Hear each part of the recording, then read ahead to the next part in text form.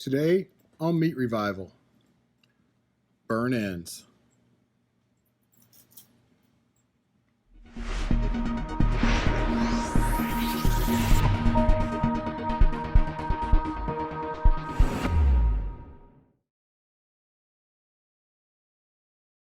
Now, for the point, with the point, what I like to do is I like to take a little bit of the injection and just pour it on there, just kind of like a glue. It's got a beefy taste to it, so it doesn't hurt anything. But I've found that injecting the point when you have them trimmed out like this, it's not the easiest thing in the world to do. Yeah, it's kind of, you know, it's pretty thin. It's like a big steak is really what it is. But we're gonna come back in with this rub as well. So we're just gonna go on there. Those loose fibers, it just tends to kind of flow right on. Yeah. yeah. It's going to come out about as fast as it goes in. So we're gonna get this good and covered. Kind of pat that in, massage it a little bit, flip it back over. Looks pretty good. I think we're good to go. What we're gonna do next is I'm gonna go put a foil cover on this, put it into the cooler, into the refrigerator, but get it back on ice. I'll usually do this at a contest about 7 or 8 p.m. Get it back on ice. I like to pull it out, 30 minutes or so before I put it on. So I will put it on a little more cold. Welcome back to Meat Revival. I'm about to get our burn ends going for this process here. We're gonna be cooking them on the Redbox Smoker today. I really like this for doing smaller cuts of meat, ribs, things like that. It's a great little cooker. We're gonna be running this at about 275, 280 degrees with an inverter in there so we can get a little vortex going. We're not running the water pan, we're just running some straight charcoal with a little bit of hickory wood. So what I'm gonna do is open this up. I've got my brisket point here, and I'm just gonna slide that in. Hear that sizzle? We're gonna close this up, and in 3 hours, we're gonna pull this out, and we're gonna foil it up with some goodness, finish the process, and then cube it up and make some great burn ends. We'll see you shortly. Right, welcome back. We've had our point on the Redbox for about 3 hours now, running about 275 degrees. So what I'm gonna do now is wrap it with some more flavor. We're gonna put it back on for maybe about an hour, and then we're gonna bring it off, cube it, and start the next process. So the first thing I like to do is put a little Kerrygold butter on there. Take a little bit of brown sugar, sweeten it up a little bit. You said you put Kerrygold butter on that. Is that some kind of special butter? It's a European, higher fat, salted butter. But you get it here. Oh yeah, you can get it anywhere. Grocery store. Grocery store, yep. We're gonna put a little bit of honey. And then I'm gonna double wrap this.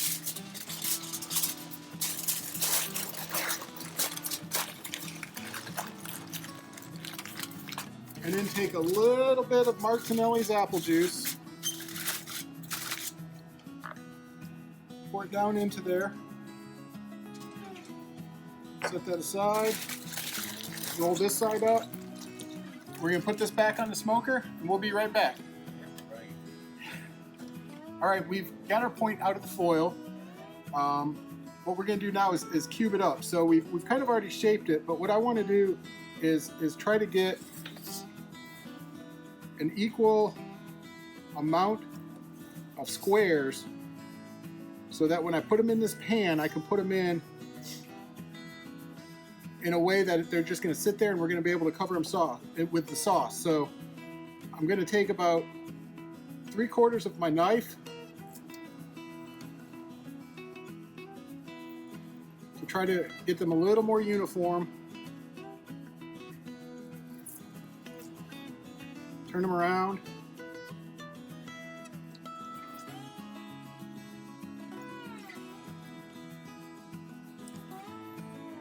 These don't look too bad right now.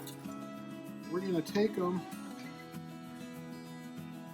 into one of these small pans, line them up in here.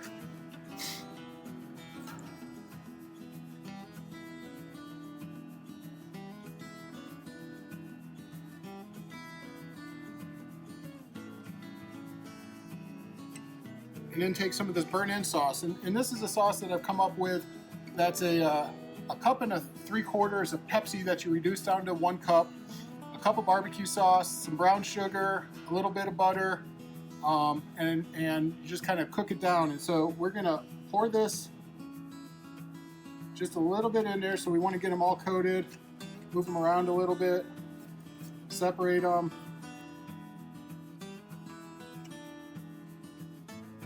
Make sure they're there, got a little bit of sauce in there. We're gonna take a double layer of foil. We're gonna seal this up real well.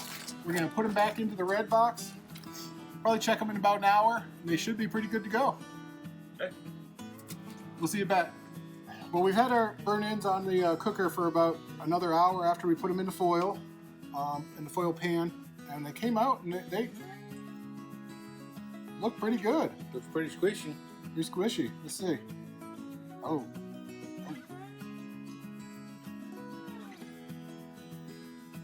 You know, that's really not nice.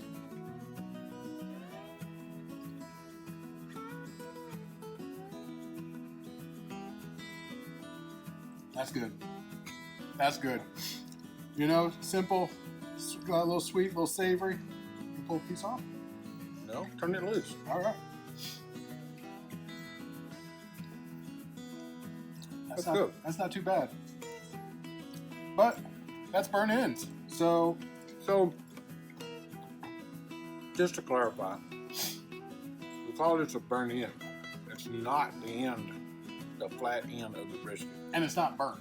It's not burned. No, and a lot of people get that confused. They'll call burn-ins whatever the crispy pieces on the edge are.